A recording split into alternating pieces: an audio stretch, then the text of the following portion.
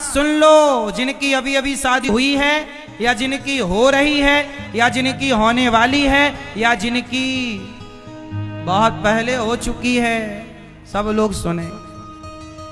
पति पत्नी के बीच में क्या होना चाहिए? पहला ऑप्शन था पैसा। ना, पैसा तो आ जाएगा, काम करो आ जाएगा। दूसरा प्रेम, प्रेम प्यार, पति और पत्नी के बीच में प्यार तो हो जाएगा, प्यार बहुत बड़ा इशू नहीं है, हो जाएगा, साथ में रहो प्यार होगा। तीसरा समझदारी, समझदारी तो समय के साथ आएगी साहब। जब तक समय, एक लड़की 24 साल की है और एक लड़की 23 साल की है, एक लड़की 24 साल की है और एक लड़की 23 साल की है। जो 23 साल की लड़की है उसका एक छोटा सा बच्चा है, उसकी शादी को हुए 2 साल हो गए और उसका एक छोटा सा बच्चा है। 23 साल की एक लड़की है, उसका एक बच्चा है और 24 साल की लड़की एक है, उसकी अभी तक शादी नहीं हुई। अब बताओ कौन सी लड़की ज्यादा समझदार होगी इन दोनों में? जिसकी उम्र 24 साल है, जिसका विवाह नहीं हुआ, या जिसकी उम्र 23 साल है और जिसके गोद में एक बच्चा है? इन दोनों लड़कियों में समझदार कौन होगी ज्यादा? जोर से, 24 साल वाली लड़की या 23 साल वाली? क्यों 23 साल वाली क्यों समझदार होगी?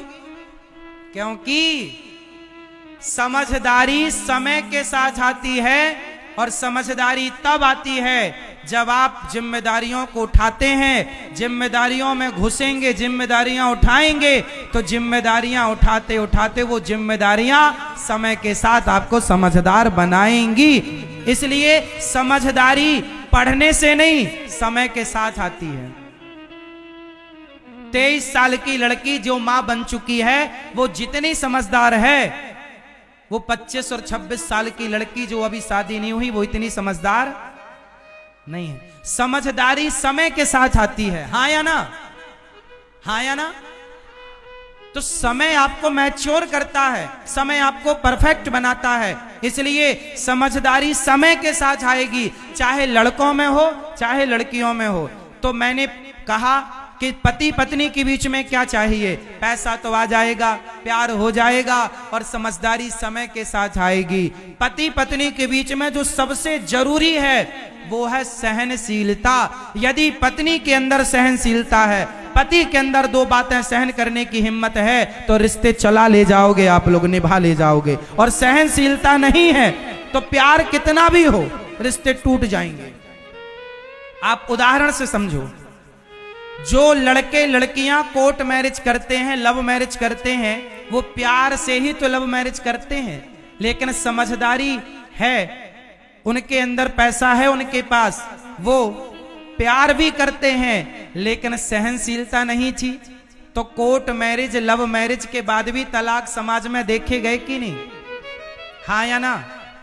जिन्होंने मनमाने तरीके से कोर्ट मैरिज किया, लव मैरिज किया, उनका भी तलाक देखा गया कि नहीं? जब तुमने प्यार करके शादी की तो तलाक क्यों हुआ? क्योंकि तुम में प्रेम तो था पर तुम में प्रेम तो था पर सहनशीलता नहीं थी। रिश्तों को चलाने के लिए ना साहब थोड़ा सहना पड़ता है। जो सहेगा वो रहेगा, नहीं सहेगा नहीं रहेगा।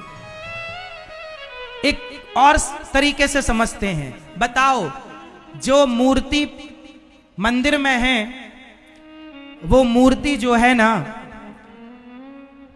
संगमरमर का, संगमरमर की मूर्ति भी होती है और संगमरमर मंदिरों में नीचे फर्श पर भी बिछाया जाता है, हाँ या ना? एक ही प्रकार का पत्थर, उसी पत्थर की मूर्ति बनाई जाती है और उसी पत्थर को फर्श पर मंदिरों में बिछाया जाता है। एक बार फर्श के पत्थर ने मूर्ति से कहा, तू भी पत्थर मैं भी पत्थर, तेरी पूजा होती है और लोग मुझे पांव से कुचलते हैं, क्यों? तब मूर्ति ने कहा, सुन, तू भी पत्थर मैं भी पत्थर, तू भी उसी खदान से निकला मैं भी उसी खदान से निकला।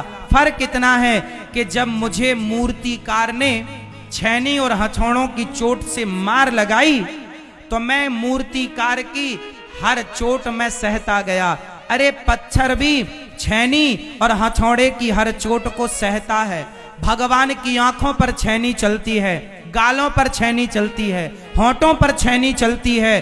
पत्थर बोला मैंने हर छेनी और हथौड़े की चोट सही, तो मैं सहता गया और तुम 2-4 चोट खाए तो टुकड़े टुकड़े हो गए, इसलिए तुम्हें स्लाइड में काट कर जमीन में बिछा दिया गया और मैं हर चोट सहता गया तो भगवान बनकर बैठा हूं।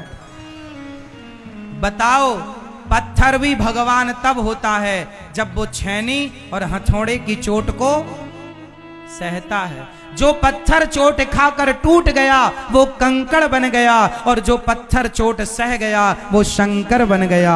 सहने वाला पत्थर भी महान होता है। इसलिए पति पत्नी के बीच में, भाई भाई के बीच में, सास बहू के बीच में, पिता पुत्र के बीच में क्या चाहिए? जोर से आप कितने लोग सहमत हैं इस बात से कि रिश्तों को बेहतर बनाने के लिए 2 बातें सुननी और सहनी पड़ती हैं, तब रिश्ते बेहतर होते हैं। हर बात का उत्तर देना जरूरी नहीं है, हर बात पर बोलना जरूरी नहीं है, कुछ बातें सुननी पड़ती हैं। कई बार आप गलत नहीं होते फिर भी सुनना पड़ता है। कई बार रिश्तों को बचाने के लिए सुनना पड़ता है। तो कितने लोग सहमत हैं इस बात से कि रिश्तों को चलाने में सहनशीलता जरूरी है? कितने लोग सहमत हैं इस बात से? तो आप लोग क्या उत्तर देंगे? अब पति पत्नी के बीच में क्या होना चाहिए? हाँ, आप 20 करोड़ जीत गए। 20 करोड़ का ज्ञान आपकी झोली में। तो क्या बनेंगी मेरी बहनें? क्या बनेंगी? सहनशील बनेंगी। क्या बनेंगे मेरे नौजवान दोस्त भाई? यदि सहनशीलता होती तो हमारे देश में कोई फांसी ना लगाता। सहनशीलता नहीं थी इसलिए तो आत्महत्या होती है साहब, क्योंकि बर्दाश्त करने की क्षमता नहीं, सह ना पाए। जरा गम आया, दुख आया, मर गए, जहर खा लिया, आग लगा ली, क्या समाधान है? आत्महत्या। सहो सहो। भगवान राम ने 14 वर्ष का वनवास सहा, पांडवों ने 13 वर्ष का वनवास सहा। कौन नहीं सहा बताओ? सहा, सहना पड़ता है साहब। रिश्तों में थोड़ा बर्दाश्त करना पड़ेगा। तो पति पत्नी के रिश्ते को मजबूत करना हो तो थोड़ा एक उपाय और बताता हूं। जब पति और पत्नी में जरा कोई कहा सुनी हो, पति कुछ बोले पत्नी कुछ बोले, तो आप एक उपाय करना, लड़ाई नहीं होगी। आप लोग अपनी एक उंगली उठाओ, लड़ाई नहीं होगी यदि मेरा फॉर्मूला अपनाओगे तो। एक उंगली उठाओ सब लोग अपनी। मैया उठा लो मेरी माँ, उंगली उठाओ और इसे यहां रखो। सब लोग रखो यहां। पति कुछ बोले तो आप क्या करेंगे? जोर से। पति कुछ बोलेगा क्या करेंगे? टुप्पी टाप रहना। और पत्नी कुछ बोलेगी तो आप क्या करोगे? हाँ, यदि आप चुप रहे तो रिश्ते चला पाओगे। अच्छा, आपकी पत्नी कभी लड़ाई करती है आपसे? हाँ या ना? कभी बोले बेचारी तो बोलने दिया करो। कभी उसका भी तो मन होता होगा कि मैं भी कुछ कहूं। आप लोग कुछ कहने नहीं देते। आप लोग जी भर के पत्नियों को डांटते हो, और कभी वो 2 बातें कह देना तो आप बुरा मान जाते हो। अरे कभी तुमने कहा तो उसने सुन लिया, कभी वो कहे तो तुम भी तो सुनो, यही तो रिश्ता है। पत्नी को भी तो 2 बातें कहने का अधिकार होना चाहिए कि नहीं? क्यों जी? आपकी पत्नी कुछ बोलती है तो आज से ना सुन लिया करो, आज तुम बोलो, सुना करो।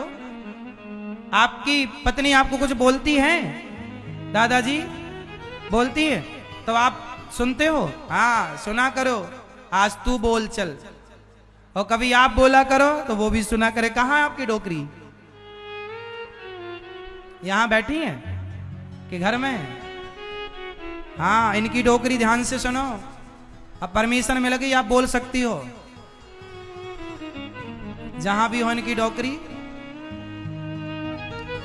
तो मैया आज से ना रिश्तों को देखो समझ के चलाना है, समझदारी से चलाना है, रिश्तों का भरोसा नहीं। एक छोटी सी घटना मैं आपको सुनाऊं, बिल्कुल सत्य घटना। एक बार मेरे दोस्त ने मुझे एक कहानी सुनाई, एक कहानी क्या सत्य घटना सुनाई।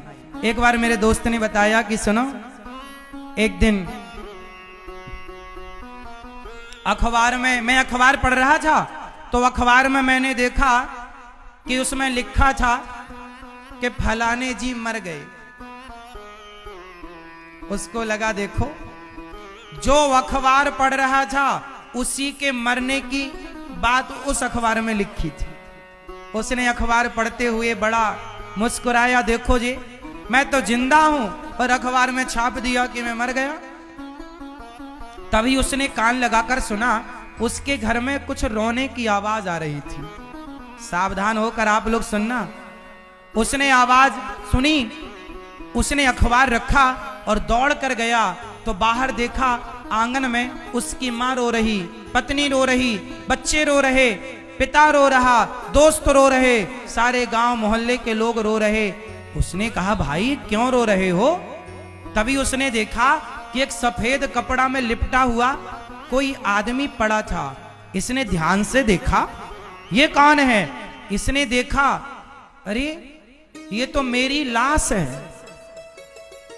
इसने कहा कि अभी मैंने जो अखबार में पढ़ा कि मैं मर गया, ये तो मेरी लाश मेरे घर पर पड़ी, पर मैं तो जिंदा हूं। उसने जाकर अपनी पत्नी को हिलाया, पर पत्नी रोती ही जा रही है, अपने पति को देख ही नहीं पा रही है। उसने मां को हिलाया, मां मैं तो यहां हूं, मां उसकी देख ही नहीं पा रही है। अब उसे समझ में आ गया कि मैं सचमुच मर चुका हूं और अब मैं केवल भटकती हुई आत्मा बन गया हूं। मैं सबको देख सकता हूं पर मुझे कोई नहीं देख सकता। उसके मरने पर सारे लोग रो रहे हैं। तभी इसने जब अपनी पत्नी को रोता हुआ देखा तो इसे याद आ गया कि मैंने अपनी पत्नी को कितना डांटा, कितना मैंने इसे परेशान किया, और ये देखो मेरे लिए आंसू बहा रही है। मैं मर गया, इसने मुझे इतना प्यार किया, समय पर खाना देती, समय पर मेरा काम करती, मेरी खुशी का पूरा ख्याल रखती, और बेचारी को मैंने धन्यवाद तक ना बोला एक बार। कभी मैंने उसका हाथ पकड़कर अपने हाथ में लेकर ये तक ना कहा कि तुम्हारी जैसी पत्नी मुझे हर जन्म में प्राप्त हो। ये मेरी मां, जिस मां ने मुझे पाल पोस कर बड़ा किया, आज ये मेरी लाश पर रो रही है। एक बार भी मैंने मां के पांव पकड़कर ना कहा कि मां मेरे लायक कोई सेवा हो तो बताओ। कभी मैंने पुत्र होने का धर्म पूरा नहीं किया। बच्चों को मैंने सही संस्कार नहीं दिए और मैं मर गया। अब ये आदमी भगवान से बोला, हे भगवान मुझे बस 1 मिनट का समय दे दो। आपने सारी जिंदगी दी, लेकिन मैं वो सारी जिंदगी पाकर इतना अंधा हो गया कि मैं अपनी पत्नी को ना देख सका, बच्चों को ना देख सका, मां को ना देख सका। मैं काम में, पैसे में इतना अंधा हो गया। अब वो सारा पैसा मेरा कमाया रखा है। सारी जिंदगी आप पैसा कमाते हैं साहब, लेकिन भूल जाते हैं कि पैसों से बढ़कर रिश्ते होते हैं। पैसों से बढ़कर रिश्ते होते हैं। आपने उन रिश्तों के पैसों के लिए आपने रिश्तों को तोड़ दिया, पैसों के लिए अपनों से मुख मोड़ लिया। संसार का हर जो तुमसे बन पड़ा बेस्ट दिया, अच्छे से अच्छा मेरे लिए तुमने सब कुछ किया। कभी अपनी पत्नी का धन्यवाद भी तो दो। शिकायतें 1000 हो सकती हैं, तो कभी उसकी अच्छाई पर उसका धन्यवाद भी तो हो सकता है। आपकी पत्नी कितनी भी बुरी हो और आपका पति कितना भी बुरा हो, कोई तो अच्छाई भी होगी ना उसमें। तो उस अच्छाई को देखकर उसके पास बैठो, 2 बातें करो। अपनी माँ के पास बैठो, 2 बातें करो। एक दिन माँ मर जाएगी, फिर आप रोएंगे। जब तक माँ थी तो बातें नहीं करते, पास में बैठकर पाँव नहीं दबाया, तो माँ के लिए केवल रोना शुरू कर दिया। रोना अच्छा नहीं है। पत्नी मर जाए, माँ मर जाए तो लोग रोने लग जाते। रोना नहीं, जब तक व्यक्ति है तब तक आप उससे इतना प्रेम करो कि वो आपके प्रेम को पाकर गदगद हो जाए, खुश हो जाए। पत्नी के साथ इतना अच्छा व्यवहार करो कि वो हर जन्म में आपको पति के रूप में चाहे। माँ के साथ इतना अच्छा व्यवहार करो कि हर जन्म में माँ आपको पुत्र के रूप में चाहे। अपने पति के साथ ऐसा व्यवहार करो कि वो पति आपका हर जन्म में आपको पत्नी के रूप में चाहे।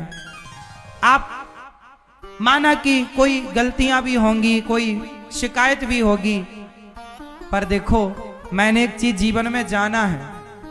एक मेरे जानने वाले भक्त थे क्या हैं, उनकी पत्नी की मृत्यु हो गई। उनकी पत्नी ने आत्महत्या कर ली। बेचारे एक दिन मेरे पास रोते रोते आए। बोले गुरुजी, जब तक मेरी पत्नी थी मैंने ठीक तरीके से बात नहीं की, अच्छे से उसे देखा तक नहीं, इग्नोर करता रहा, कभी उसका सम्मान नहीं किया मैंने। पर जब मर गई ना, तब मुझे पता लग रहा है कि पत्नी की कितनी बड़ी कमी है। पत्नी क्या होती है? जब तक पत्नी होती है ना, तब तक पत्नी की वैल्यू नहीं होती, कीमत नहीं होती। नहीं होगी तो पता लगेगा कि पत्नी का होना कितना आवश्यक था। पति जब तक होता है, पति की कीमत, कदर नहीं करती कुछ लोग, कुछ स्त्रियां। पर जब पति नहीं होता तब पता लगता है कि पति का होना कितना जरूरी है। ये रिश्ते यदि जरूरी ना होते तो इन रिश्तों में स्वयं भगवान भी क्यों बंधते? ये रिश्ते जरूरी हैं, इसलिए भगवान राम ने भी विवाह किया। ये रिश्ते जरूरी हैं, इसलिए वशिष्ठ जी ने भी विवाह किया। संतों ने, वशिष्ठ जी गृहस्थ संत हैं, विवाह किया। मेरी मां, ये रिश्ते हम और आप नहीं बनाते। आपकी पत्नी कौन होगी, आपका पति कौन होगा, आपका पुत्र कौन होगा, आपकी माँ कौन होगी, ये आप तय नहीं कर सकते। सबके रिश्ते तो भगवान बनाकर भेजते हैं, हमें तो केवल निभाना पड़ता है, निभाना होता।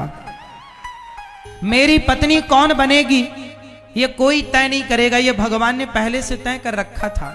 आपकी पत्नी कौन, और आपका जन्म विवाह मरण गति होई, जहां जस लिखा तहां तस होई। इसलिए पति पत्नी, मां बाप, बेटा बेटी आप तय नहीं कर सकते,